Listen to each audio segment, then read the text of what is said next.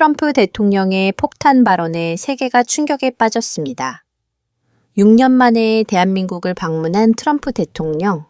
이번 방문의 목적은 단 하나, 바로 3,500억 달러 규모의 투자금을 확보하기 위함이었습니다.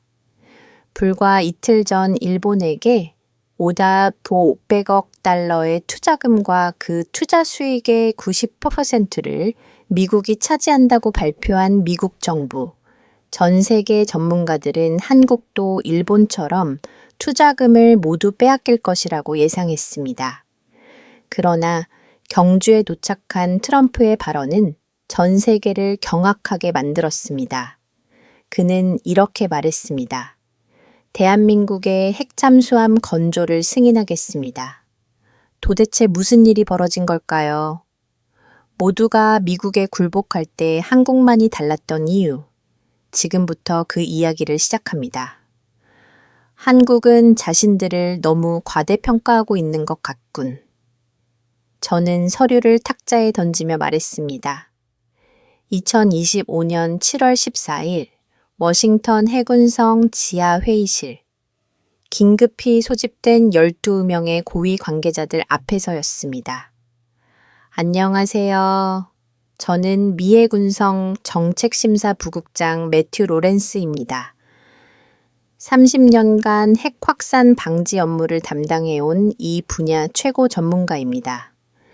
그날 아침 7시 대한민국 정부는 공식 외교 채널을 통해 문서 하나를 보내왔습니다. 핵추진 잠수함 건조 승인 요청서. 160페이지에 달하는 제한된 문서였습니다. 창원 군사위원회 보좌관 베일리는 비웃으며 말했습니다. 원하는 걸 다 들어주면 기어오릅니다. 동맹이든 뭐든. 그의 말에 몇몇은 고개를 끄덕였습니다. 저는 문서를 펼쳤습니다. 여기 보십시오. 한국이 뭐라고 주장하는지 아십니까?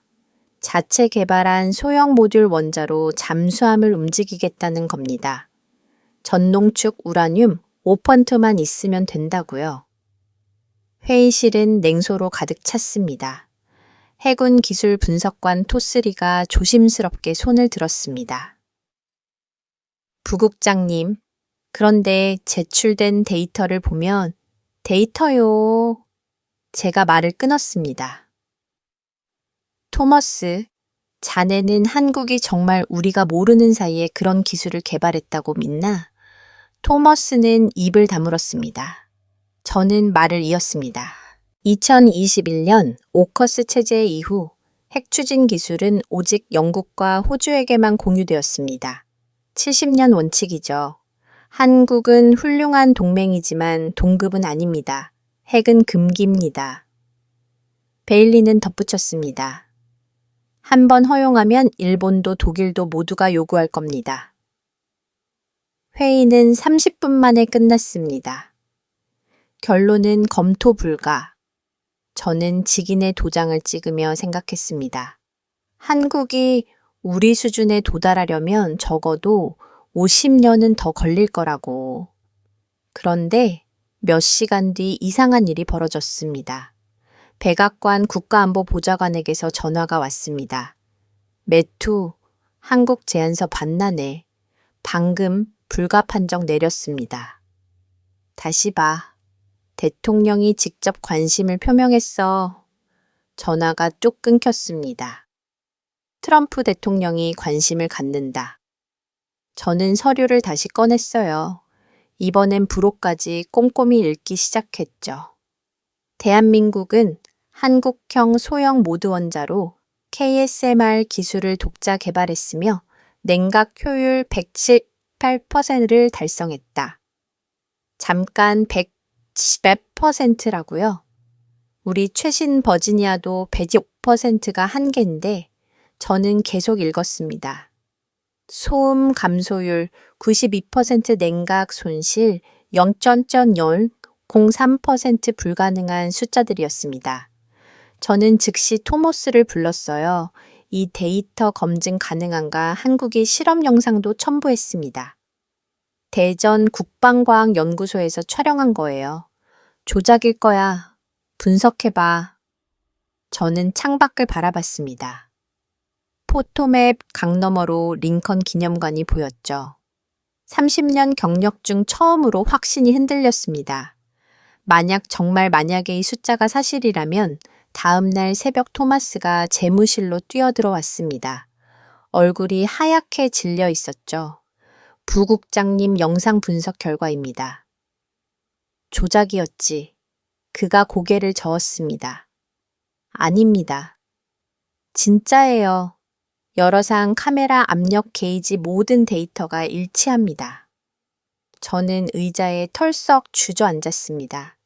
그때 베일리가 문을 박차고 들어왔어요.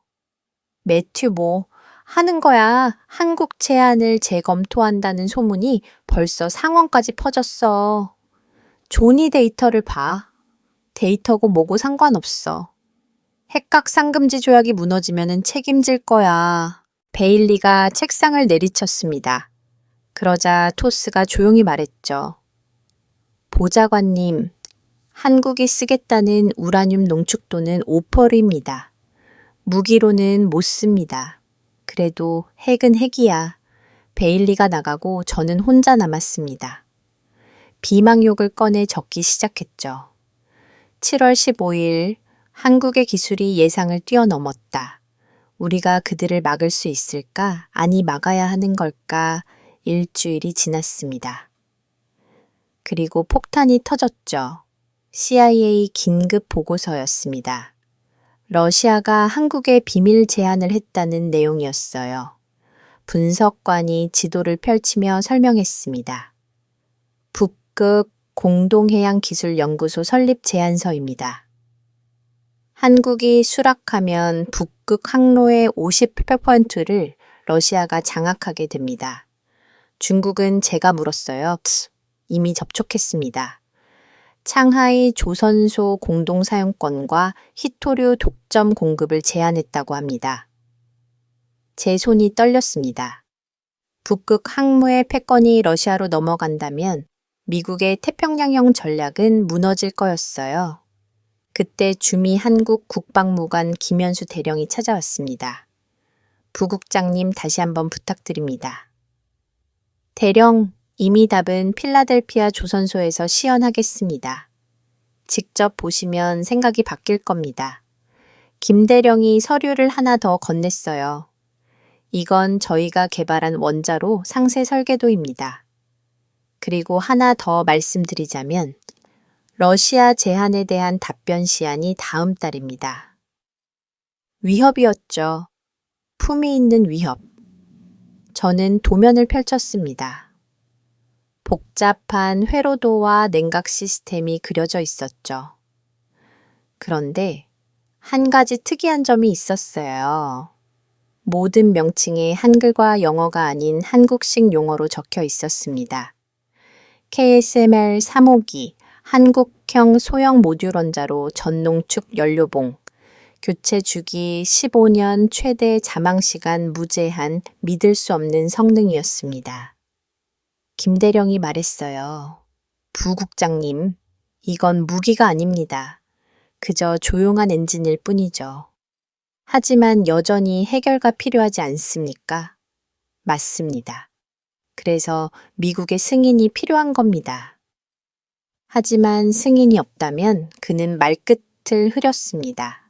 하지만 의미는 명확했죠. 러시아나 중국이 대신 공급할 거라는 뜻이었어요. 김 대령이 일어서며 마지막 말을 남겼습니다. 부국장님, 70년 전 미국은 한국을 구했습니다. 이제는 한국이 미국의 북극 전략을 도울 차례일지도 모릅니다. 문이 닫힌 뒤 저는 한참 도면을 바라봤습니다. 그때 문득 깨달았죠. 한국은 우리에게 허락을 구하는 게 아니었어요. 그들은 이미 모든 걸 준비했고 단지 마지막 열쇠만 필요했던 겁니다. 그날 밤 저는 토모스를 불렀습니다. 필라델피아 시연 일정을 잡아 우리가 직접 확인해보자. 정말입니까? 그리고 이건 비밀로 해. 베일리가 알면 난리 날 거야. 전화를 끊고 저는 다시 창밖을 봤습니다. 워싱턴의 불빛들이 반짝이고 있었죠. 펜타곤 건물의 불빛도 보였습니다. 저기서도 이 문제로 회의 중일 거였어요. 30년간 지켜온 확신이 무너지는 순간이었습니다. 어쩌면 세계의 질서가 바뀌고 있는지도 몰랐죠. 그리고 그 중심에 우리가 얕잡아 본 한국이 서 있었습니다. 며칠 뒤 또 다른 충격적인 소식이 들려왔습니다. MBC 뉴스 헤드라인이었죠. 한국 자체 핵잠수함 건조 능력 보유 주장, 이미 언론이 냄새를 맡은 거였어요. 제 전화가 미친 듯이 울렸습니다. 창원, 백악관, 국무부 모두가 설명을 요구했죠. 매튜 당장 와서 해명해. 베일리의 목소리였습니다.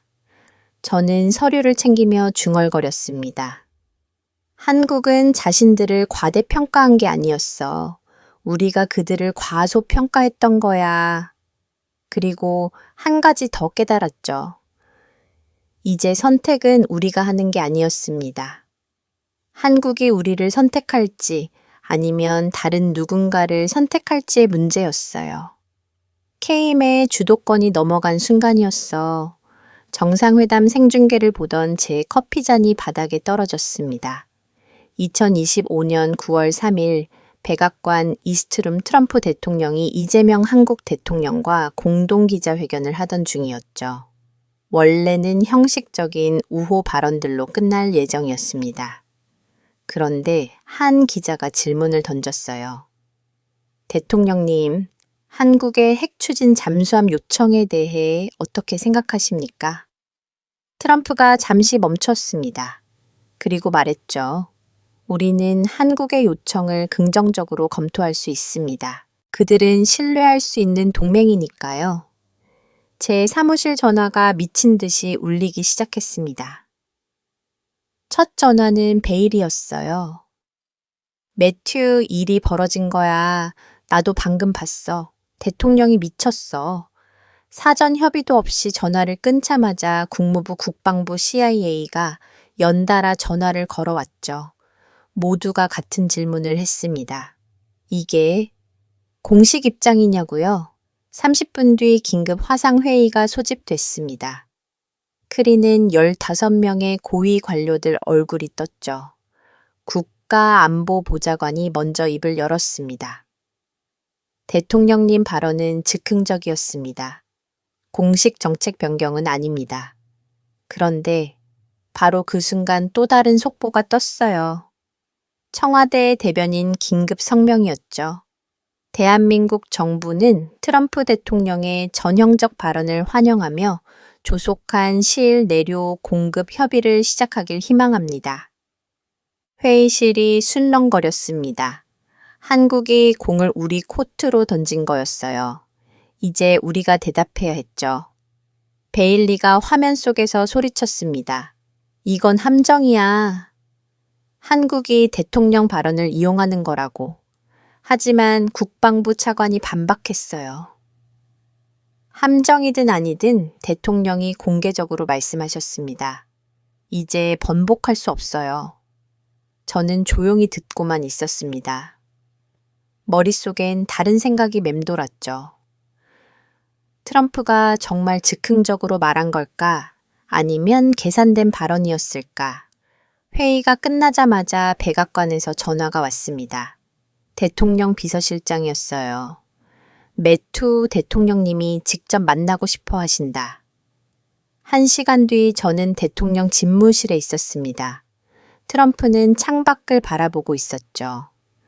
매투 자네는 내 발언이 실수였다고 생각하나 대통령님 사전 검토 없이 그가 돌아서며 저를 끊었습니다. 아시아 순방이 다음 달이야. 빈손으로 갈 순 없지. 한국에 뭔가 줘야 해. 하지만 핵기술은 핵기술이 아니야. 연료 공급이지. 우리가 통제할 수 있어. 그의 논리는 단순했습니다. 한국의 잠수함은 허용하되 연료는 우리가 쥐고 있으면 된다는 거였죠. 목줄은 우리가 쥐는 거였어요. 저는 집무실을 나오며 한숨을 쉬었습니다. 이미 주사위는 던져졌어요. 다음 날 상원 군사위원회 비공개 청문회가 열렸습니다. 베일리가 저를 몰아붙였죠. 매튜, 당신이 대통령께 잘못된 조언을 한 거 아니야. 저는 조언한 적 없습니다. 대통령님, 단독 결정이었어요. 그럼 왜 막지 않았어? 어떻게 막습니까? 생방송이었는데요. 창원들이 웅성거렸습니다. 한 의원이 손을 들었어요. 만약 우리가 거부하면 어떻게 되죠? 제가 대답했습니다. 한국은 러시아나 중국과 협력할 겁니다. 그럼 북극 항로를 잃습니다. 그건 추측 아닙니까? 아닙니다. 이미 러시아가 제안서를 보냈어요. 증거 서류를 돌렸습니다. 의원들의 표정이 굳어졌죠. 한 보수파 의원이 말했습니다. 그래도 핵 확산 금기를 깨는 건 판도라의 상자를 여는 겁니다. 맞는 말이었습니다. 하지만 상자는 이미 열리고 있었어요. 우리가 아니라 다른 누군가의 손에 의해서요. 청문회가 끝나고 저는 김현수 대령을 만났습니다. 그가씨 웃었죠. 부국장님, 이제 공은 우리가 아니라 미국에 있습니다. 대령, 이게 계획이었습니까? 계획이요. 우린 그저 기회를 잡았을 뿐입니다. 그가 서류 하나를 건넸어요. 내일 한국 언론에 나갈 기사입니다. 제목이 미국 한국 핵 잠수함 승인 검토예요. 저는 깨달았습니다. 이제 후진할 수 없었어요. 전 세계가 지켜보고 있었으니까요. 그날 밤 CNN 앤더슨 쿠퍼가 특집 방송을 했습니다. 오늘 70년 핵 질서에 균열이 생겼습니다. 과연 미국은 한국의 요구를 들어줄까요? 전문가들이 나와 떠들었죠. 찬성파는 전략적 필요를 말했고 반대파는 원칙 붕괴를 외쳤습니다. 저는 집에서 그 방송을 보며 위스키를 마셨습니다. 아내가 물었어요. 당신 괜찮아? 모르겠어. 세상이 너무 빨리 변하고 있어. 다음 날 아침 또 다른 폭탄이 터졌습니다. 일본 총리가 긴급 성명을 발표한 거예요. 만약 한국이 핵 추진 잠수함을 갖는다면 일본도 재검토할 것입니다. 독일 총리도 비슷한 발언을 했죠. 베일리가 제게 전화를 걸어 소리쳤습니다. 봤지, 내가 뭘 했어. 판도라의 상자라고. 하지만 이상하게도 백악관은 조용했습니다. 마치 모든 걸 예상했다는 듯이요. 오후에 토스가 찾아왔습니다. 부국장님, 한국이 추가 자료를 보냈습니다. 먼데 인공지능 감시 시스템입니다. 해결료 사용을 실시간으로 감시하고 국제원자력기구에 자동 보고하는 시스템이에요. 저는 자료를 훑어봤습니다. 완벽한 투명성을 보장하는 시스템이었죠. 한국은 모든 반대 논리를 미리 차단하고 있었어요. 그때 깨달았습니다. 이건 즉흥이 아니었어요. 한국은 몇 년 전부터 준비해온 거였죠. 그리고 트럼프의 발언은 그들이 기다리던 순간이었던 겁니다. 저녁 무렵 대통령 보좌관이 전화를 걸어왔습니다. 매튜님이 결정하셨다. 필라델피아 시연을 보고 최종 결정하겠다고. 언제요? 다음 주. 그리고 언론도 부를 거야. 공개 시연 이제 정말 돌이킬 수 없었습니다. 저는 창밖을 바라봤어요. 워싱턴 기념탑이 석양에 붉게 물들어 있었죠. 70년간 지켜온 질서가 무너지는 순간이었습니다. 그런데 이상하게도 두렵지 않았어요. 오히려 궁금했죠.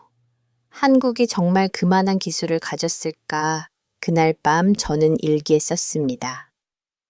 9월 4일 트럼프가 방아쇠를 당겼다. 이제 총알은 날아가고 있다.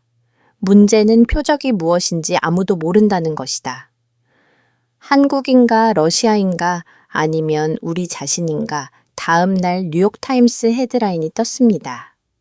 핵 질서의 종말인가 새로운 시작인가 기사를 읽으며 생각했죠. 어쩌면 둘 다일지도 모른다고. 종말이자 시작. 한국이 우리에게 선택을 강요한 거였어요. 그런데 진짜 충격은 그 다음에 왔습니다. 펜타곤 정부 분석관이 급히 찾아왔어요. 부국장님, 중국이 움직였습니다. 뭐라고? 북한의 핵잠수함 기술 이전을 검토한다고 합니다. 만약 한국이 갖는다면요. 순간 등골이 서늘해졌습니다.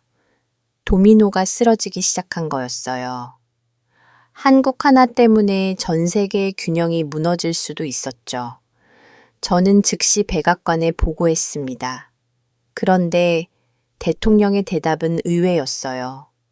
그럼 더더욱 한국을 우리 편에 묶어둬야지. 논리는 단순했지만 맞는 말이었습니다. 한국을 잃으면 동부아시아 전체를 잃는 거였으니까요. 그날 밤 저는 깨달았습니다.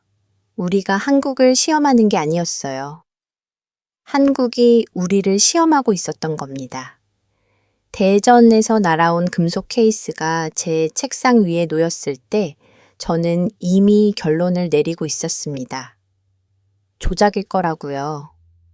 25년 9월 18일 아침 한국 국방과학연구소가 특별 외교 행랑으로 보낸 물건이었죠. 케이스를 열자 하드라이브 5개와 서류 뭉치가 나왔습니다. 표지에 적힌 제목이 눈에 들어왔어요. 한국형 소형무원자로 KSMR 실증 데이터 전체 공개 토머리가 옆에서 숨을 들이켰습니다. 부국장님, 이건 실제 실험 데이터인가요? 글쎄 확인해 봐야겠지. 저는 첫 페이지를 넘겼습니다. 그러자 숫자들이 쏟아져 나왔어요. 냉각 손실 0.03%, 숫자를 보는 순간 코웃음이 나왔습니다. 우리 최신 원자로도 0.08%인데요. 푸머스 이론적으로 가능한 수치인가 불가능하진 않습니다만 극도로 어렵죠. 두 번째 파일을 열었습니다. 효율 110%, 이건 더 황당했어요. 물리 법칙을 위반하는 건 아니지만 현실적으로 불가능에 가까운 수치였죠. 그때 하드드라이브 하나가 자동으로 재생되기 시작했습니다. 화면에 한국인 여성 과학자가 나타났어요. 한진 박사였죠. 안녕하세요. 매튜 로렌스 부국장님. 저는 한국국방과학연구소 한지현입니다. 지금부터 보실 영상은 지난 3개월간 진행된 실험의 무편집 기록입니다. 영상이 시작됐습니다. 거대한 실험실 수십 명의 연구원들, 그리고 중앙에 놓인 원자로 모형 카메라는 6개 각도에서 동시에 촬영하고 있었어요. 조작하기 힘든 구조였죠. 실험이 시작되자 각종 계측기 수치가 화면에 떴습니다. 온도, 압력, 중성자 플럭스, 냉각수, 순환율 모든 데이터가 실시간으로 기록되고 있었어요. 15분쯤 지났을 때 놀라운 장면이 나왔습니다. 원자로가 최대 출력에 도달했는데도 냉각 시스템은 정상 작동하고 있었어요. 더 충격적인 건 소음이었죠. 대시의 측정기가 0.8을 폐율 가리키고 있었습니다. 속사임보다 조용한 수준이었어요. 베일리가 갑자기 들어왔습니다. 매튜! 이게 그 한국 데이터야, 다 쇼야. 컴퓨터, 그래픽일 거야. 하지만 토모스가 고개를 저었어요. 보좌관님, 이건 조작하기 어렵습니다. 열화상 카메라 데이터가 실시간으로 매칭되고 있어요. 베일리가 화면을 가르쳤습니다. 그럼 저 효율 110%는 뭐야? 에너지 보존 법칙 위반 아니야. 제가 설명했습니다. 입력 대비 출력이 아니라 이론 최대치 대비 실제 출력이에요. 우리가 예상한 것보다 더 효율적이라는 뜻이죠. 베일리의 얼굴이 붉어졌습니다. 그러더니 나가면서 중얼거렸어요. 믿을 수 없어. 한국이 우리보다 앞섰다고. 저도 믿기 힘들었습니다. 하지만 데이터는 거짓말을 하지 않죠. 토모스가 컴퓨터 분석을 시작했어요. 부국장님 영상 메타데이터를 확인했습니다. 편집 흔적이 없어요. 타임스탬프도 연속적이고요. 다음 파일을 열었습니다. 이번엔 전홍축 우라늄 5% 연료봉 테스트였어요. 일반적으로 잠수함용 원자로는 90% 이상 농축 우라늄을 씁니다. 그런데 한국은 5%로 같은 성능을 낸다는 거였죠. 화면 속한 박사가 설명했습니다. 핵심은 중성자 반사체와 감속제의 최적화입니다. 저희는 새로운 합금을 개발했고 기술적 설명이 이어졌지만 핵심은 명확했어요. 한국은 핵무기로 전용 불가능한 전홍축 우라늄으로 군사용 원자로를 만든 거였습니다. 그때 전화가 울렸습니다. MIT 원자력 공학과 교수였어요. 제가 자문을 요청했던 사람이죠. 매투 한국 데이터 봤어. 이거 진짜야. 확실합니까? 내 명예를 걸고 말하는데 조작이 아니야. 오히려 경이로워. 어떻게 이런 효율을 달성했는지. 전화를 끊고 저는 창밖을 바라봤습니다. 펜타곤이 보이는 창이었죠. 저기서도 이 데이터를 분석하고 있을 거였어요. 오후가 되자 미군 기술구이 공식 검증에 들어갔습니다. 슈퍼컴퓨터를 동원한 시뮬레이션이 시작됐죠. 결과가 나오는데 6시간이 걸렸습니다. 기술장이 직접 전화를 걸어왔어요. 매튜 한국 데이터와 우리 시뮬레이션이 98% 일치에 대해 그게 가능합니까? 나도 믿기지 않아. 하지만 숫자는 거짓말 안 해. 한국이 우리보다 최소 5년은 앞섰어. 순간 머리가 멍해졌습니다. 우리가 세계 최고라고 믿었는데 한국이 조용히 우리를 추월한 거였어요. 그날 밤 비상회의가 소집됐습니다. 국방부, 에너지부, 국무부 고위 관계자들이 모였죠. 크린 한국 실험 데이터가 떠 있었습니다. 에너지부 차관이 먼저 말했어요. 이 기술이 사실이라면 게임 체인저입니다. 전홍축으로 이런 효율을 낸다는 건 국방부 차관이 끼어들었습니다. 문제는 이걸 인정하느냐 마느냐가 아닙니다. 한국이 이미 보유한 기술이에요. 우리가 연료를 안 주면 다른 곳에서 구할 겁니다. 베일리가 여전히 저항했어요. 그래도 전례를 만들 순 없습니다. 핵 확산 금지. 제가 끼어들었습니다. 보좌관님, 이건 확산이 아닙니다. 5% 우라늄은 무기로 못 만들어요. 오히려 더 안전합니다. 회의장에 침묵이 흘렀습니다. 모두가 같은 생각을 하고 있었죠. 우리가 한국을 과소평가했다고. 다음 날 김현수 대령이 또 찾아왔습니다. 이번엔 다른 서류를 들고요. 부국장님, 이건 저의 안전 프로토콜입니다. 서류를 펼치자 놀라운 내용이 있었어요. 인공지능 기반 24시간 감시 시스템, 국제원 자력기구 실시간 데이터 전송, 그리고 미국이 원격으로 원자로를 정지시킬 수 있는 킬 스위치까지. 대령, 이건 완전한 투명성입니다. 우리는 숨길 게 없어요. 그가 일어서며 마지막 말을 남겼습니다. 부국장님, 우리는 핵무기를 원하는 게 아닙니다. 단지 바다를 조용히 지키고 싶을 뿐이죠. 문이 닫힌 뒤 토모스가 말했어요. 부국장님, 이제 어떻게 하실 겁니까? 저는 메모장에 적었습니다. 핵이 아니라 연료다. 무기가 아니라 엔진이다. 그 순간 깨달았죠. 패러다임이 바뀐 거였어요. 한국은 우리가 만든 규칙을 따르면서도 그 안에서 완전히 새로운 길을 만들어낸 겁니다. 그날 밤 집에 돌아와 뉴스를 봤습니다. CBS 앵커가 말하고 있었어요. 한국의 원자로 기술이 미국을 놀라게 했습니다. 과연 워싱턴은 어떤 결정을 내릴까요? 저는 텔레비전을 끄고 위스키를 따랐습니다.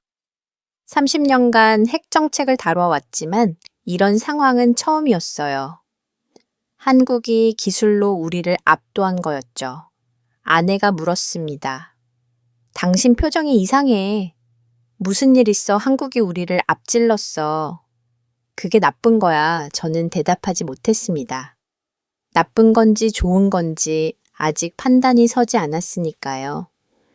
다음 날 아침 워싱턴 포스트 일면에 제목이 떴습니다. 한국 원자로 미국 기술진도 인정한 혁신. 기사를 읽으며 생각했죠. 이제 공은 완전히 우리 코트에 있다고. 한국은 모든 카드를 테이블에 올려놓았어요. 이제 우리가 결정할 차례였습니다. 그런데 마지막 반전이 하나 더 있었어요. CIA 보고서가 도착했습니다. 중국이 한국 과학자들에게 거액의 스카우트 제안을 했다는 내용이었죠.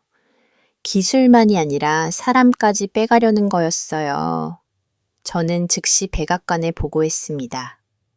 대통령님, 시간이 없습니다. 한국을 잃으면 기술도 잃습니다. 그날 오후 결정이 내려졌습니다.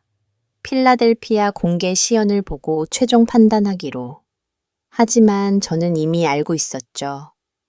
게임은 끝났다는 거려. 한국의 완승이었습니다. 한국은 로비를 했습니다. 이건 명백한 조작이에요. 베일리가 상원 회의실에서 주먹을 내리치며 소리쳤습니다. 2025년 9월 22일 군사위원회 비공개 회의였죠. 6명의 상원위원과 보좌관들이 둘러앉아 있었습니다. 그런데 그때 제가 처음으로 공개적으로 반박했어요. 그건 실험 데이터입니다. 보좌관님, 회의실이 조용해졌습니다.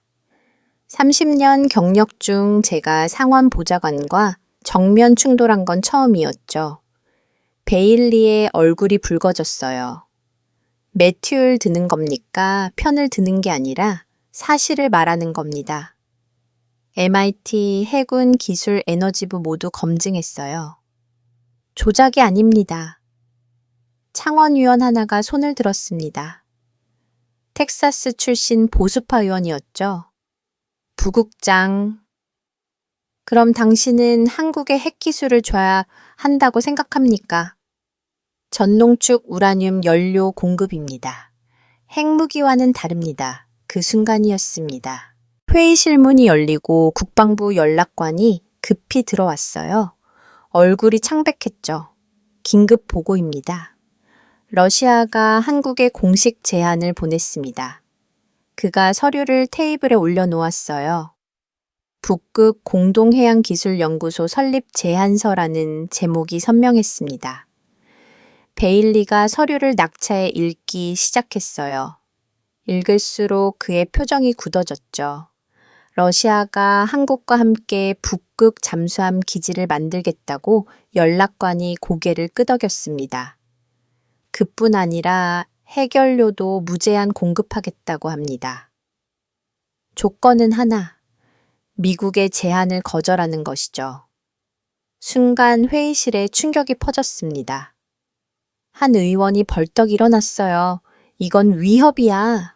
한국이 우리를 협박하는 거라고. 하지만 저는 다르게 봤습니다. 한국은 협박하는 게 아니었어요. 그들도 선택의 기로에서 있었던 겁니다. 제가 말했습니다. 의원님, 한국 입장에서 생각해 보십시오. 70년 동맹국이 기술 이전을 거부하면 다른 선택지를 찾는 게 당연하지 않습니까? 베일리가 소리쳤어요. 그게 배신을 정당합니까? 배신이 아니라 생존입니다. 우리의 논쟁이 계속되는 사이 또 다른 보고가 들어왔습니다. 이번엔 CIA였어요. 중국도 움직였습니다. 한국의 히토류 독점 공급과 상하의 조선소 공동 사용을 제안했다고 합니다. 이제 상황이 명확해졌죠. 한국을 놓고 미국, 러시아, 중국이 경쟁하게 된 거였어요. 냉전 이후 처음 있는 일이었습니다. 회의가 잠시 정해됐습니다. 저는 복도로 나와 전화를 받았어요. 토머스였습니다. 부국장님, 방금 속보 떴습니다. CNN이 한국 이탈설 특집 방송한대요. 저는 즉시 회의실 텔레비전을 켰습니다. 앵커가 심각한 표정으로 말하고 있었죠. 한미 동맹에 균열이 생겼습니다. 워싱턴 소식통에 따르면 한국이 러시아 제안을 심각하게 검토 중이라고 합니다. 화면이 바뀌고 전문가들이 나왔어요. 한 전문가가 말했습니다. 이건 미국 외교의 실패입니다. 가장 가까운 동맹을 러시아에 뺏길 위기에 처했으니까요. 베일리가 텔레비전을 끄며 소리쳤어요. 봤습니까? 이게 다 한국이 의도한 거예요. 하지만 저는 고개를 저었습니다. 그리고 회의실 칠판으로 걸어갔어요. 분필을 들고 쓰기 시작했죠. 신뢰를 증명하는 자가 동맹을 얻는다. 의원들이 조용히 지켜봤습니다. 저는 돌아서며 말했어요. 지금 이 순간 한국만이 아니라 우리도 시험받고 있습니다. 동맹을 신뢰할 건가 아니면 의심할 건가? 텍사스 의원이 물었습니다. 그래서 부국장은 뭘 제안하는 겁니까? 기술을 인정하고 조건부 승인을 하는 겁니다. 완전한 투명성을 전제로요. 베일리가 비웃었어요. 그럼 일본은 독일은 다들 요구할 텐데 그들은 한국처럼 비수를 증명하지 못했습니다. 한국은 이미 가진 거예요. 우리는 단지 연료만 제공하는 겁니다. 논쟁이 계속되던 중 김현수 대령에게서 메시지가 왔습니다. 부국장님, 러시아 답변 기한이 10월 말입니다. 시간이 없습니다. 저는 메시지를 의원들에게 보여줬어요. 회의실에 긴장이 흘렀죠. 그때 젊은 의원 하나가 조용히 말했습니다. 캘리포니아 출신 진보파였어요. 어쩌면 우리가 너무 과거에 매여 있는 건 아닐까요? 세상은 변했는데 우리만 70년 전 규칙을 고집하고 있는 건 아닌가요? 베일리가 그를 노려봤지만 몇몇 의원들이 고개를 끄덕였습니다. 회의가 끝나고 저는 집무실로 돌아왔어요. 책상 위엔 한국 핵추진 잠수함 불승인 보고서 초안이 놓여 있었죠. 일주일 전에 제가 작성한 거였습니다. 저는 그 보고서를 찢었습니다. 그리고 새 보고서를 쓰기 시작했어요. 제목을 바꿨죠. 핵이 아닌 신뢰의 기술, 한미 동맹의 새로운 패러다임 밤새 보고서를 썼습니다. 핵심은 간단했어요. 한국의 기술은 핵 확산이 아니라 핵 통제의 새로운 모델이라는 거였죠. 전홍축 우라늄과 완전한 투명성으로 안전한 핵 이용이 가능하다는 논리였습니다. 다음 날 아침 뜻밖의 방문객이 왔습니다. 리사 프랭크 뉴욕타임스 기자였죠. 부국장님, 한국이 러시아로 갈 거라고 생각하십니까? 기자님이 보기엔 어떻습니까? 그녀가 웃었어요. 전 한국이 미국을 선택할 거라고 봅니다. 하지만 미국이 먼저 변해야겠죠. 변한다는 게 무슨 의미입니까? 인정하는 거죠. 한국이 더 이상 주니어 파트너가 아니라는 거려. 그녀가 간 뒤 저는 오래 생각했습니다. 그녀 말이 맞았어요. 문제는 기술이 아니라 인식이었죠. 오후에 백악관 회의가 있었습니다. 대통령 보좌진들이 모였죠. 저는 새 보고서를 제출했어요. 국가안보보좌관이 읽더니 놀란 표정을 지었습니다. 매튜, 이건 당신이 쓴 게 맞습니까? 일주일 전과 완전히 다른데요. 데이터를 보고 생각이 바뀌었습니다.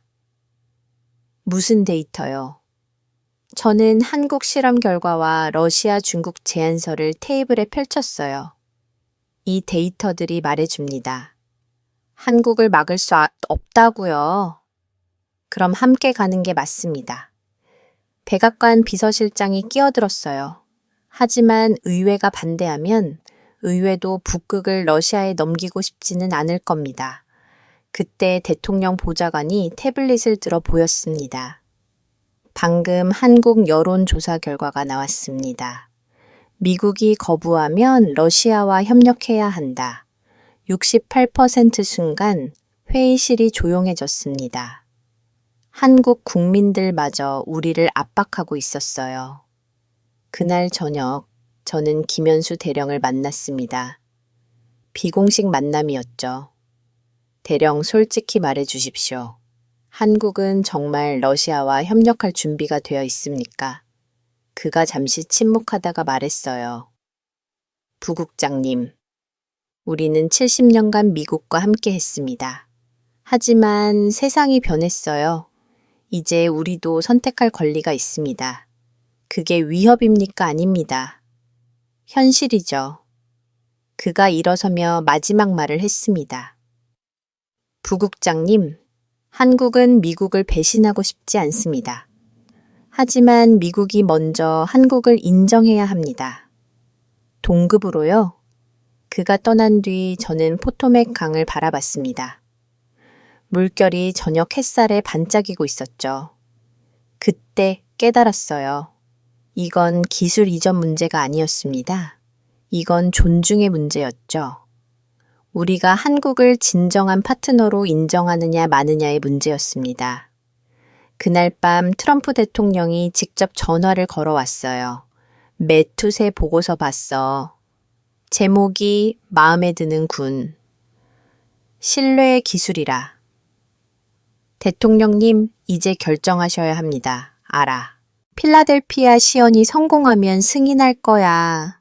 전화를 끊고 저는 일기를 썼습니다. 9월 23일 금기가 깨지고 있다. 아니, 어쩌면 금기는 처음부터 없었는지도 모른다. 우리가 만든 환상이었을 뿐 한국이 그 환상을 깨뜨린 것이다. 다음 날 워싱턴 포스트 사설이 실렸습니다. 한국을 잃는 것은 단순히 동맹 하나를 잃는 것이 아니다. 그것은 미래를 잃는 것이다. 차를 읽으며 저는 필라델피아 시연 준비를 시작했습니다. 이제 모든 게 그날에 달려 있었죠. 한국이 기술로 증명하면 우리는 더 이상 거부할 명분이 없었습니다. 그런데 하나 더 놀라운 소식이 있었어요. 영국과 호주가 비공식적으로 메시지를 보내왔습니다. 만약 한국이 전농축 우라늄으로 잠수함을 운한다면 자신들도 같은 방식으로 전환하겠다고요. 한국이 새로운 표준을 만들고 있었던 겁니다. 저는 웃음이 나왔습니다. 우리가 만든 질서를 한국이 더 좋게 개선하고 있었으니까요. 이제 정말로 선택은 우리에게 달려 있었습니다. 필라델피아 조선소 정문을 통과할 때 제 손이 떨리고 있었습니다. 2025년 10월 18일 아침 8시 델라웨어 강변의 거대한 시설에 검은 리무진들이 줄지어 도착했죠. 미군 고위 관계자 상원의원 그리고 50명이 넘는 언론인들이 모였습니다. 한국의 기술을 직접 확인하는 날이었어요. 입구에서 한진 박사가 우리를 맞았습니다. 그녀는 놀랍도록 침착했어요. 안녕하세요. 로렌스 부국장님. 오늘 보실 것은 시원이 아니라 현실입니다. 베일리가 옆에서 중얼거렸죠. 쇼를 하겠다는 거군. 하지만 한 박사는 미소만 지었습니다. 우리는 거대한 드라이 도크로 안내됐어요. 그곳엔 이미 한국 기술진 30명이 장비를 세팅하고 있었습니다. 놀라운 건 그들의 움직임이었어요. 마치 수십 번 연습한 오케스트라처럼 일사불란했죠. 더 놀라운 건 미래군 기술자들이 옆에서 조용히 그들을 관찰하고 있다는 거였습니다. 우리 기술자들이 배우는 입장이 된 거예요. 중앙엔 실물 크기 1 원자로 모형이 놓여 있었습니다. 한국형 소형 무원자로 KSMR 5억이었죠. 겉보기엔 평범했지만 그 안에 혁명이 숨어 있었습니다. 시연이 시작됐습니다. 한 박사가 마이크를 들었어요. 지금부터 보실 것은 전홍축 우라늄 5%로 구동되는 잠수 함명용 원자로입니다. 모든 데이터는 실시간으로 저 스크린에 표시됩니다. 거대한 전광판 6개가 켜졌습니다. 온도, 압력, 중성자, 플럭스, 소음 레벨 출력, 효율 수십 개의 그래프가 동시에 움직이기 시작했죠. 원자로가 가동되자 첫 번째 충격이 왔습니다. 초음 측정기가 0.8대 10배를 가르쳤어요. 제가 옆에 선해군 기술장에게 물었습니다. 저게 맞습니까? 믿기지 않지만 맞습니다. 우리 최신 버진 리그보다 조용해요. 기자단이 용성거렸습니다. 카메라 플래시가 터졌죠. 그런데 이건 시작에 불과했습니다. 출력이 점점 올라갔어요. 50%, 70%, 90%, 그리고 마침내 100%. 그 순간 전광판에 충격적인 숫자가 떴습니다. 출력 증가율 15% 같은 크기 원자로보다 15% 더 강력했어요. 그런데 냉각 시스템은 안정적이었죠. 온도 그래프가 일직선을 유지했습니다. 그때 한국 기술자 한 명이 뭔가 조작했어요. 순간 원자로 출력이 급격히 떨어졌다가 다시 올라갔습니다. 비상정지와 재가동 시험이었죠. 걸린 시간은 단 30초. 미해군 원자력 추진 프로그램 책임자가 숨을 들이켰습니다. 불가능해. 우리는 재가동에 최소 5분이 걸리는데 베일리의 얼굴이 점점 굳어졌어요. 그는 더 이상 조작이라고 말할 수 없었죠. 우리 눈앞에서 실시간으로 벌어지고 있었으니까요. 1시간이 지났습니다. 원자로는 계속 완벽하게 작동했어요. 그때 한진 박사가 충격적인 발표를 했습니다. 지금부터 내구성 테스트 결과를 공개합니다. 스크린이 바뀌었어요. 지난 6개월간 진행된 장기 실험 데이터였죠. 연속 가동시간 20시간, 성능 저하율 0.2%, 예상 수명 40년. 우리 원자로 평균 수명이 20년인데 2배였습니다. 더 놀라운 건 다음이었어요. 연료봉 교체 주기 15년. 일반적으로 고농축 우라늄도 7년마다 교체하는데 전농축으로 15년이라니 물리적으로 설명이 안 됐습니다. 한 기자가 손을 들었어요. 시에는 기자였죠. 어떻게 이게 가능합니까? 한진 박사가 대답했습니다. 핵심은 중성자 경제성입니다. 우리는 버려지는 중성자를 98% 재활용합니다. 기술적 설명이 이어졌지만 핵심은 명확했어요. 한국은 완전히 새로운 원자로를 만든 게 아니었습니다. 기존 기술을 극한까지 최적화한 거였죠.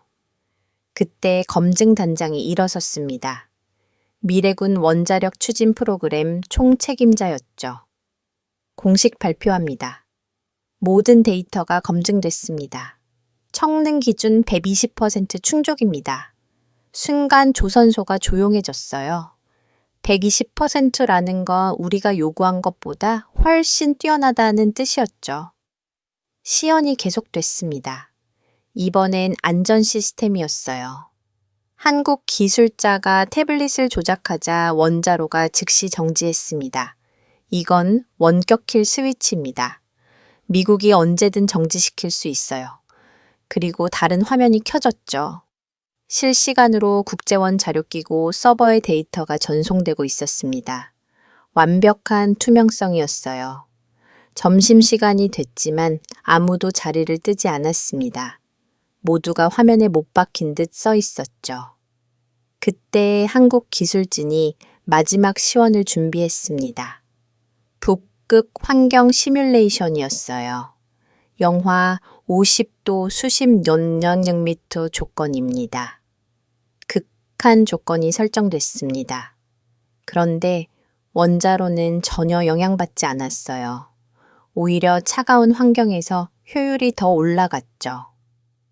냉각 효율 8%, 북극에서 더 잘 작동한다는 뜻이었습니다. 러시아 잠수함도 못하는 일이었죠. 그때 제가 깨달았습니다. 한국은 단순히 잠수함 원자로를 만든 게 아니었어요. 북극 전용 시스템을 만든 거였죠. 처음부터 목표가 명확했던 겁니다. 시온이 끝나갈 무렵 한 박사가 마이크를 들었습니다. 마지막으로 한 가지 더 보여드리겠습니다. 크린에 새로운 그래프가 떴어요. 이산화탄소 배출량이었죠. 우리 원자로는 탄소 제로입니다. 그리고 해체 시 방사성 폐기물이 기존 대비 70% 적습니다. 환경까지 고려한 설대였어요. 이제 반대할 명분이 사라졌습니다. 시연이 끝났을 때 조선소엔 묘한 침묵이 흘렀습니다. 충격과 경외가 뒤섞인 침묵이었죠. 그때 한 사람이 박수를 치기 시작했어요. 미 해군 기술국장이었습니다. 그를 시작으로 박수가 퍼졌죠. 심지어 베일리까지 마지못해 박수를 쳤습니다. 저는 한진 박사에게 다가갔어요. 박사님, 이 기술을 개발하는데 얼마나 걸렸습니까? 15년입니다. 15년이요? 그녀가 미소 지었습니다. 네, 우리는 이미 2010년부터 준비했습니다. 언젠가 이런 날이 올 거라 믿었거든요. 순간 제 머리를 망치로 맞은 듯 했어요. 한국은 15년 전부터 준비한 거였습니다. 우리가 그들을 무시하는 동안 그들은 조용히 미래를 만들고 있었던 거죠. 기자회견이 시작됐습니다. 기자들의 질문이 쏟아져 써졌어요. 이 기술이 미국보다 앞선다고 봐도 됩니까? 검증단장이 대답했죠. 특정 분야에서는 그렇습니다. 그 말에 기자단이 술렁거렸어요. 미국이 공식적으로 인정한 거였으니까요. 리사 프랭크가 물었습니다. 그럼 미국은 한국의 요청을 승인할 겁니까? 제가 대답했어요. 오늘 본 것을 바탕으로 검토하겠습니다. 하지만 모두가 알고 있었죠. 이미 게임은 끝났다는 거려. 기자회견이 끝나고 저는 델라웨어 강을 바라봤습니다. 저 멀리 필라델피아 스카이라인이 보였죠? 250년 전 이곳에서 미국이 탄생했습니다. 그리고 오늘 이곳에서 새로운 시대가 열렸어요. 한진 박사가 제 옆으로 왔습니다. 부국장님, 우리는 핵을 다루는 게 아닙니다. 그럼 신뢰를 설계하는 거죠? 기술은 도구일 뿐이에요. 그녀의 말이 가슴에 박혔습니다. 한국은 단순히 원자로를 만든 게 아니었어요. 신뢰의 시스템을 만든 거였죠. 돌아가는 차 안에서 베일리가 처음으로 인정했습니다. 매튜어, 한국은 진짜였어. 저는 고개를 끄덕였습니다. 그리고 마음속으로 사과했죠. 한국을 과소평가했던 것에 대해 그날 저녁 전 세계 언론이 필라델피아 시원을 대서 특필했습니다. 한국 원자로 미래를 보여주다. 조용한 혁명. 한국이 일으켰다. 미국도 인정한 한국의 기술력. 저는 집에서 뉴스를 보며 위스키를 마셨습니다. 아내가 물었죠. 이제 어떻게 되는 거야? 한국이 승인받을 거야. 그리고 세계 질서가 바뀔 거야. 좋은 방향으로. 그날 밤 저는 일기에 썼습니다. 10월 18일 필라델피아에서 충격을 받았다. 그러나 그것은 기술의 충격이 아니었다. 우리의 오만이 깨지는 충격이었다. 한국은 이미 우리를 넘어섰다. 이제 우리가 그들을 따라잡아야 할 차례다. 다음 날 트럼프 대통령이 전화를 걸어왔습니다. 매투 시험 봤어. 결정했어. 무엇을요? 승인이야. 한국을 이룰 순 없지. 전화를 끊고 저는 깊은 한숨을 쉬었습니다. 역사가 바뀌는 순간이었습니다. 제 손가락이 키보드 위에서 멈춰졌습니다. 화면엔 한국 핵추진 잠수함 불승인 권고라는 제목이 떠 있었죠. 2025년 10월 22일 새벽 3시 필라델피아 시연 이후 사흘이 지났지만 저는 잠을 이루지 못했습니다. 책상 위엔 커피 잔 5개가 놓여 있었어요. 그리고 수십 장의 메모가 흩어져 있었죠. 저는 백스페이스 키를 눌렀습니다. 제목이 한 글자씩 지워졌어요. 그리고 새로 쓰기 시작했죠. 핵이 아닌 신뢰의 기술 북극 안보와 동맹 재정을 위한 전략 전환. 이 순간 30년 경력의 핵 확산 방지 전문가가 아니라 미래를 보는 전략가가 되기로 결심했습니다. 보고서를 쓰기 시작했어요. 첫 문장부터 달랐습니다. 한국의 기술은 위협이 아니라 기회다. 우리가 직면한 진짜 위협은 북극에서 러시아의 팽창이다. 그때 전화가 울렸습니다. 새벽 3시에 누굴까 국방부 정보 분석실이었어요. 부국장님 긴급 보고입니다. 러시아가 북극에 새 잠수함 기지 2곳을 건설 중입니다. 위치가 어디입니까? 노바야 제물야와 세베르나야 제물야입니다. 미국 알래스카까지 직성거리 1000씩 돼요. 전화를 끊고 저는 즉시 북극 지도를 펼쳤습니다. 그리고 시뮬레이션 프로그램을 돌렸죠. 결과는 충격적이었어요. 러시아 잠수함 작전 방향이 북극 항로의 58%를 커버했습니다. 반면 미군의 공백 지역은 23%, 그 공백을 메울 수 있는 건 한국 잠수뿐이었죠. 저는 보고서에 이 데이터를 추가했습니다. 그리고 굵은 글씨로 썼어요. 한국 없이는 북극을 지킬 수 없다. 아침이 되자 저는 상원으로 향했습니다. 군사위원회 비공개 회의가 예정되어 있었죠. 회의실엔 60명의 상원위원이 모여 있었습니다. 그리고 여전히 반대하는 베일리도 있었죠. 제가 새 보고서를 배포하자 술렁거림이 일었습니다. 텍사스 출신 보스파 의원이 먼저 반발했어요. 로렌스 부국장, 이건 지난주 보고서와 정반대 아닙니까? 네, 맞습니다. 왜 바꿨습니까? 저는 일어서서 프로젝터를 켰습니다. 북극 지도가 화면에 떴죠. 의원님들, 이 지도를 보십시오.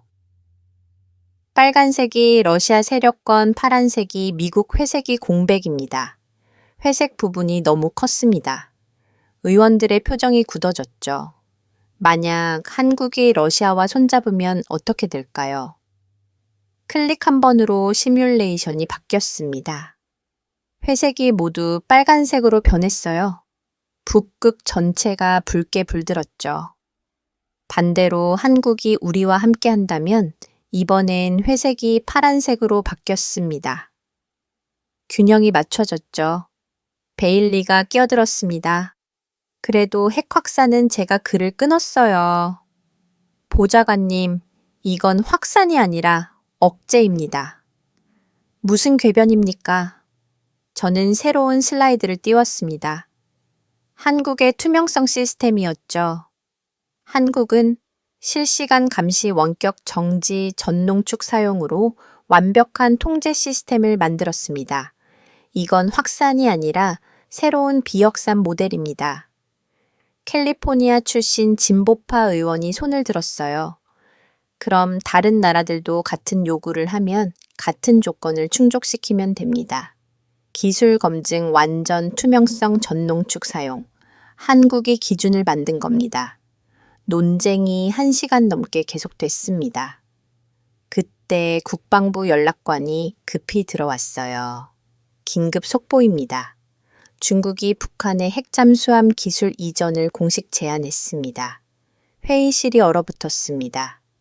베일리조차 말을 잃었죠. 제가 말했습니다. 의원님들, 이제 선택지는 두 개입니다.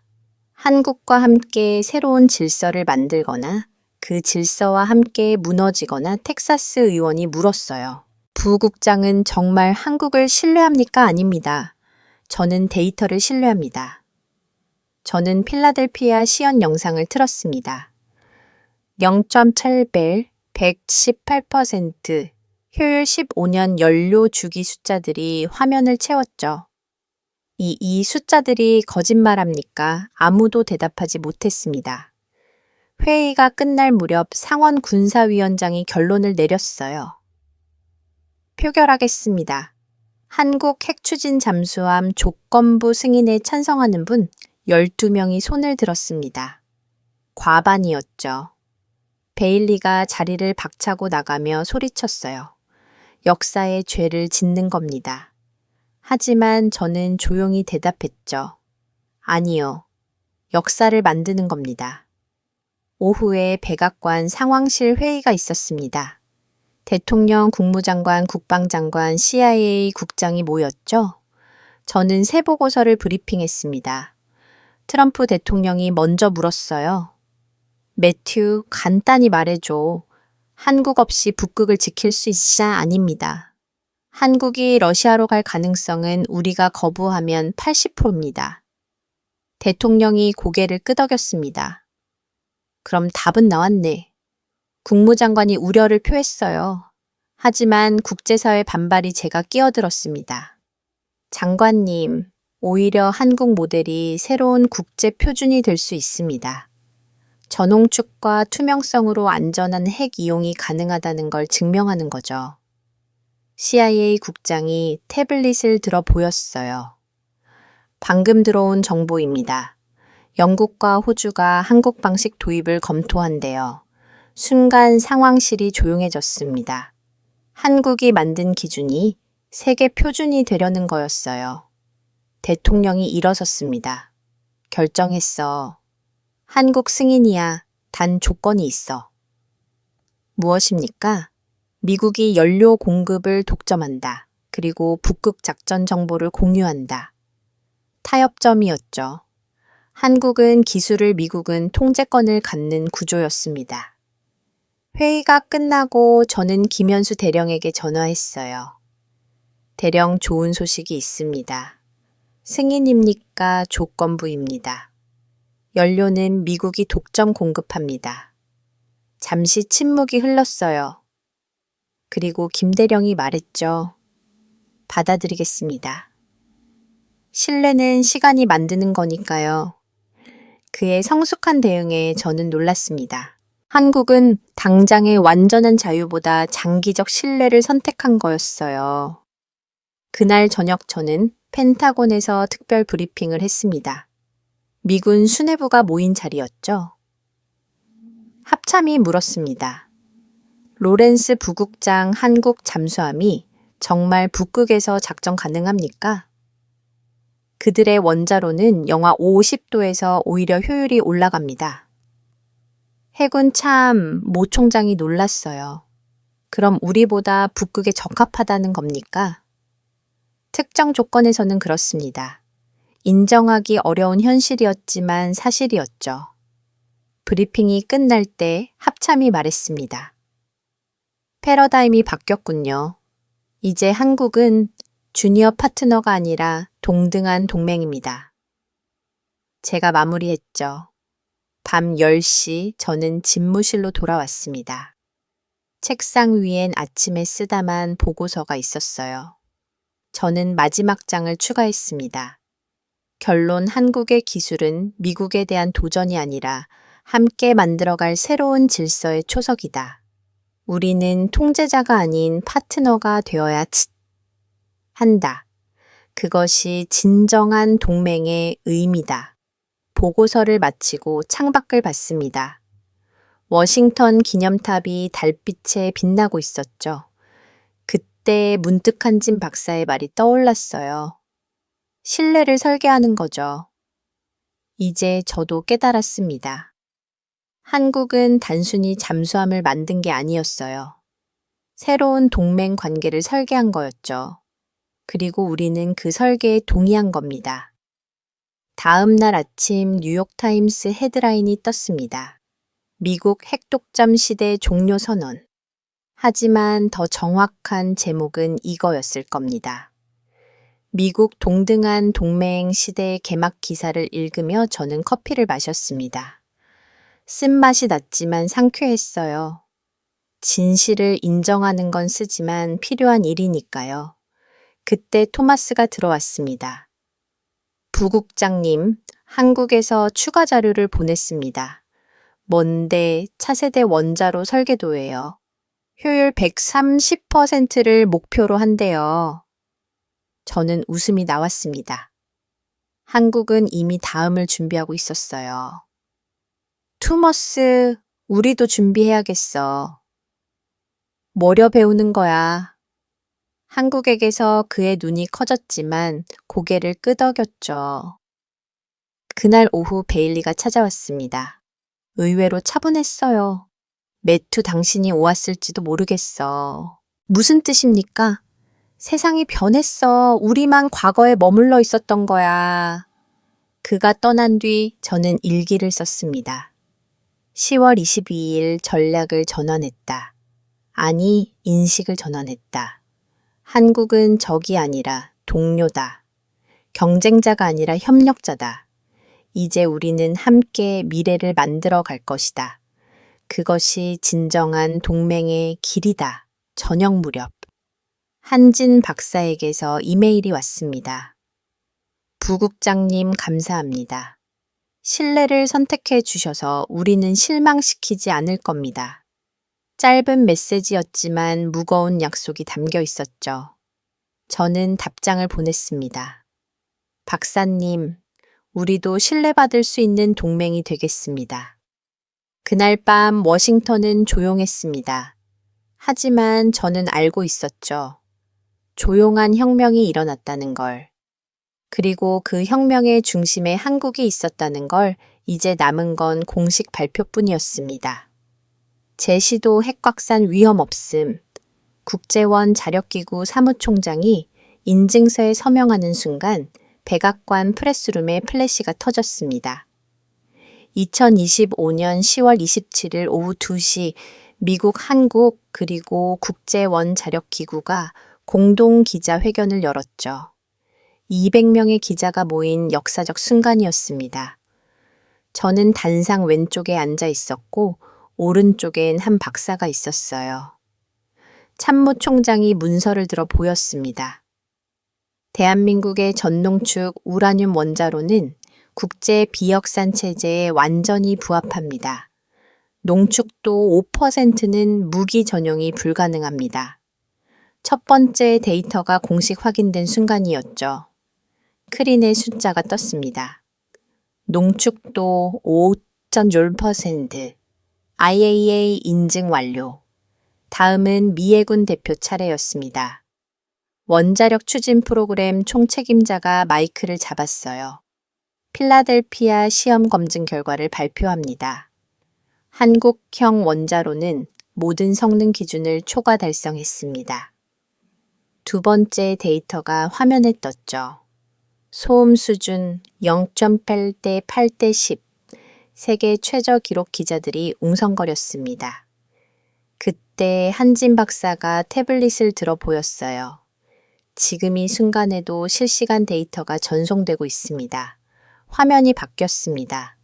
한국 대전에 있는 실험 원자로의 실시간 데이터가 뉴욕 빈 워싱턴으로 동시 전송되고 있었죠. AI 감시 시스템 자동 보고 투명성 지수 100점 세 번째 데이터였습니다.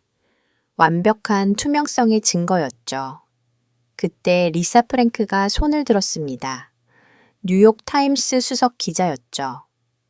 이 시스템이 정말 조작 불가능합니까? 한진 박사가 대답했어요.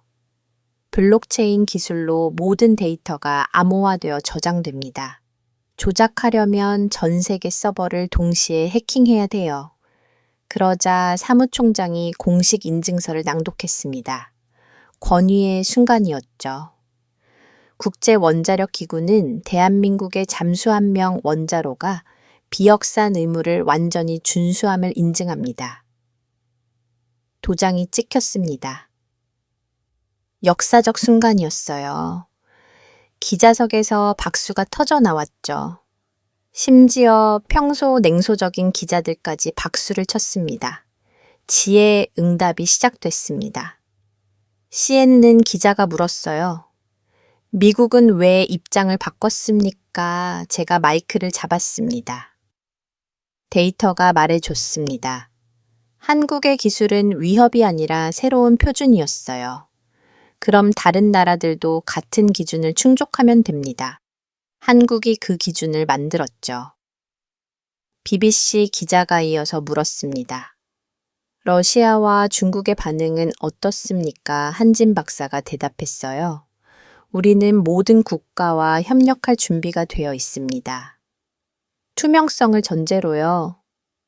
기자회견이 계속되는 동안 저는 창밖을 봤습니다. 백악관 잔디밭에 시민들이 모여 있었어요. 한국 교민들이었죠. 태극기와 성조기를 함께 들고 있었습니다. 그때 놀라운 장면이 벌어졌어요. 한 노인이 눈물을 흘리며 박수를 치기 시작했습니다. 한국 전쟁 참전 영사였죠. 그를 시작으로 박수가 퍼졌어요. 곧 수백 명이 박수를 치고 있었습니다. 리사 프랭크가 마이크를 들었어요. 지금 백악관 밖에서 시민들이 박수를 보내고 있습니다. 이 순간을 어떻게 표현하시겠습니까? 제가 대답했습니다. 오늘 금기가 신뢰로 바뀌었습니다. 그녀가 고개를 끄덕이며 말했죠. 그렇습니다. 오늘 우리는 새로운 시대의 시작을 목격했습니다. 기자회견이 끝난 뒤 저는 상원으로 향했습니다. 오후 4시 군사위원회 공개 청문회가 예정되어 있었죠. 창원 회의장은 가득 차 있었습니다. 방청석엔 일반 시민들도 있었어요. CSPA인이 생중계하고 있었죠. 위원장이 의사봉을 두드렸습니다. 한국 핵 추진 잠수함 승인안에 대한 최종 청문회를 시작합니다. 먼저 반대 측 증인이 나왔습니다. 핵 꽉산 방지 단체 대표였죠. 이것은 판도라의 상자입니다. 한국에 허용하면. 하지만 그의 말은 곧 데이터에 묻었어요. 제가 준비한 자료를 화면에 띄웠죠. 의원님들이 숫자들을 보십시오. 전농축 5% 실시간 감시 원격 정지 시스템. 이것이 확산입니까? 텍사스 의원이 물었습니다. 그래도 전례가 의원님 전례를 만드는 게 리더십입니다. 캘리포니아 의원이 거들었어요. 저는 로렌스 부국장을 지지합니다. 한국은 이미 증명했어요. 토론이 이어졌습니다. 그때 방청석에서 한 시민이 일어섰어요. 규정 위반이었지만 위원장이 허용했죠. 저는 해군 퇴역 중령입니다. 북극에서 복무했어요. 러시아 잠수함이 늘고 있습니다. 우리는 한국이 필요합니다. 그의 말에 방청석에서 박수가 터졌습니다. 의원들도 영향받는 게 보였죠. 2시간의 토론 끝에 투표가 시작됐습니다. 한국 핵 추진 잠수함 연료 공급 승인에 찬성하는 의원은 하나둘씩 손이 올라갔습니다. 15, 마침내 18 찬성, 18 반대 7 가결되었습니다. 의사봉이 3번 올렸습니다. 공식적으로 통과된 거였어요. 방청석에서 환호성이 터졌습니다. 한국 교민들이 서로 껴났죠. 어떤 이는 울고 어떤 이는 웃었습니다. 저는 상원을 나와 청와대로 전화했어요. 김현수 대령이 받았죠. 대령 통과했습니다. 잠시 침묵이 흘렀어요. 그리고 그가 말했습니다. 감사합니다. 부국장님, 70년 동맹이 오늘 진짜 동맹이 됐습니다. 그날 저녁 워싱턴 한국대사관에서 리셉션이 열렸습니다. 미국과 한국 관계자 300명이 모였죠. 대사가 건배사를 했어요. 오늘은 신뢰가 승리한 날입니다. 샴페인 잔이 부딪혔습니다. 저는 한진 박사와 대화를 나눴죠. 박사님, 이제 시작이네요. 네, 이제 증명할 차례입니다. 신뢰를 지킬 수 있다는 거려. 그때 누군가 텔레비전을 켰습니다. 전 세계 뉴스가의 소식을 전하고 있었어요. 역사적 순간입니다. 미국이 핵기술 독점을 포기했습니다. 한국 새로운 핵 질서의 선구자가 되다. 투명성과 신뢰의 승리. 저는 발코니로 나갔습니다. 워싱턴 기념탑이 보였죠. 그 너머로 국회의 사당돔이 빛나고 있었어요. 리사 프랭크가 옆으로 왔습니다. 부국장님, 후회 없으십니까? 왜 후회해야 하죠? 30년 지켜온 원칙을 바꾸셨잖아요. 저는 미소 지었습니다. 원칙이 아니라 편견이었어요. 한국이 깨워준 거죠. 그녀가 녹음기를 들었어요. 마지막 질문입니다. 이게 미국의 좋은 일입니까? 아니요. 그녀가 놀랐죠. 이건 미국만을 위한 게 아닙니다. 모두를 위한 일이에요. 한국, 미국, 그리고 세계를 위한 다음 날 아침 청와대에서 발표가 있었습니다. 이재명 대통령이 직접 나왔죠. 대한민국은 새로운 책임을 받아들입니다. 우리의 기술이 평화를 위해 쓰일 것을 약속합니다. 발표가 끝나자 서울 관거문 광장에 10,000명이 모였습니다. 태극기가 물결쳤죠. 대한민국 부호가 울려 퍼졌습니다. 자부심이 느껴졌어요. 같은 시각 도쿄, 베를린, 캔버라에서도 발표가 있었습니다. 우리도 한국 모델을 검토하겠다. 한국이 만든 기준이 세계 표준이 되는 순간이었죠. 그날 오후 유엔 안보리가 특별 성명을 발표했습니다. 한국의 투명성 모델은 새로운 핵 거버넌스의 모범이다. 중국과 러시아도 마지못해 동의했죠. 반대하면 그들이 투명성을 거부하는 게 되니까요. 저녁 무렵는 집무실에서 마지막 보고서를 작성했습니다. 10월 27일 최종 보고 한국 핵 추진 잠수함 승인 완료, 새로운 비산체제 수립, 미국-한국 전략적 파트너십 제정이 보고서를 마치고 저는 창밖을 봤어요. 해가 지고 있었죠. 그때 토마스가 들어왔습니다. 부국장님 축하합니다. 뭐려 변화를 이끌어낸 거요? 쉽지 않았을 텐데 저는 고개를 저었어요. 토머스, 내가 이끈 게 아니야. 한국이 이끌었지. 우리는 따라간 거야. 그가 웃었습니다. 그래도 따라갈 용기를 낸 건 부국장님이잖아요. 그가 나간 뒤 저는 한진 박사에게 마지막 메시지를 보냈습니다. 박사님, 오늘 우리는 역사를 만들었습니다. 답장이 왔어요. 아니요. 부국장님, 우리는 미래를 만들었습니다. 그녀 말이 맞았습니다. 오늘은 과거가 끝나고 미래가 시작된 날이었죠. 밤 11시 저는 집에 돌아왔습니다. 아내가 물었어요. 어때 마음이 편해 응? 처음으로 옳은 일을 했다는 확신이 들어. 한국을 믿는 거야? 아니 데이터를 믿는 거야? 그리고 사람을 믿는 거지. 한지은 박사 같은 사람들을. 그날 밤 저는 일기에 썼습니다. 10월 27일 신뢰가 인증됐다. 데이터로 건의로 그리고 사람들의 박수로 이제 한국은 증명할 것이다. 신뢰받을 자격이 있다는 것을. 그리고 우리도 증명할 것이다. 신뢰할 줄 아는 동맹이라는 것을. 다음 날 뉴욕타임스, 일면 헤드라인 신뢰의 시대, 한국이 연장.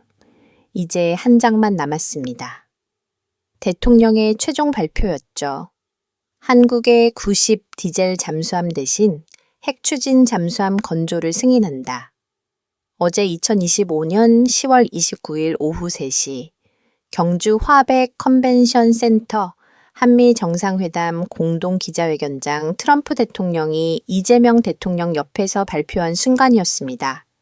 그리고 곧바로 트루스 소셜에도 같은 내용을 올렸죠. 저는 워싱턴 집무실에서 생중계를 보고 있었습니다. 새벽 2시였지만 잠들 수 없었어요. 30년간 지켜온 핵 비산 원칙이 무너지는 순간이었으니까요. 트럼프가 계속 말했습니다. 필라델피아 조선소에서 한국 잠수함을 건조할 것이다. 최고의 기술로 최고의 잠수함을 만들 거다. 카메라가 이재명 대통령을 비쳤습니다. 그의 표정은 담담했지만 눈빛 승리감이 보였죠. 70년 만에 한국이 핵 추진 기술을 인정받은 순간이었으니까요. 제 전화가 미친 듯이 울렸습니다. 첫 전화는 베일이었어요. 매튜야, 경주에서 대체 뭔 일이 벌어진 거야? 대통령이 결정한 겁니다. 미친 짓이야.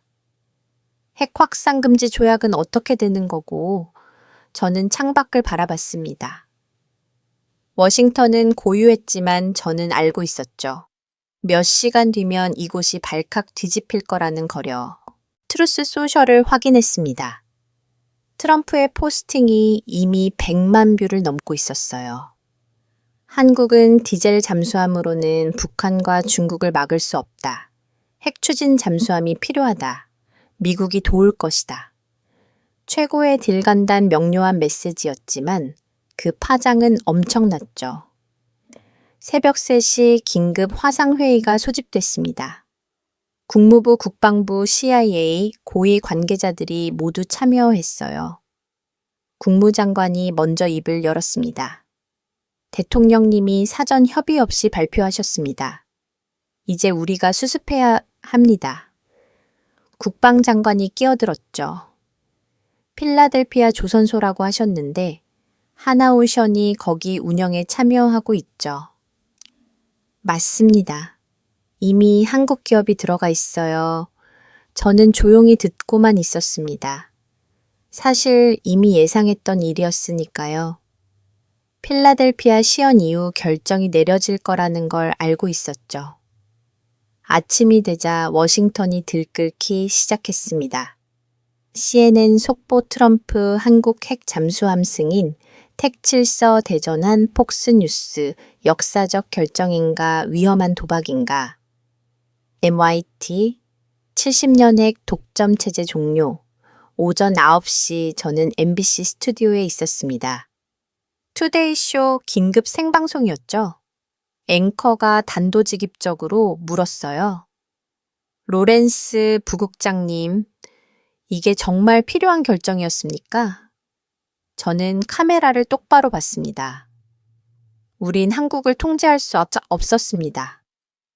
하지만 한국 없이는 세계를 통제할 수도 없었죠. 무슨 의미입니까? 이재명 대통령이 정확히 지적했습니다. 디젤 잠수함으로는 북한과 중국 잠수함을 추적할 수 없어요. 북극에서 러시아를 견제하려면 핵 추진이 필수입니다. 하지만 핵 확산 위험은 한국은 이미 투명성 시스템을 증명했습니다. 필라델피아에서 만든다는 건 미국이 전 과정을 감독한다는 뜻이죠. 방송이 끝나고 스튜디오를 나오자 김현수 대령이 기다리고 있었어요. 부국장님 감사합니다. 뭐려 진실을 말해주셔서요. 통제가 아니라 협력이라고 그가 건넨 서류를 받습니다. 한국 정부의 공식 성명이었죠. 대한민국은 미국의 신뢰에 보답할 것입니다. 필라델피아에서 건조되는 잠수함은 한미동맹의 상징이 될 것입니다. 오후에 상원군사위원회 긴급 청문회가 열렸습니다. 베일리가 저를 몰아붙였어요.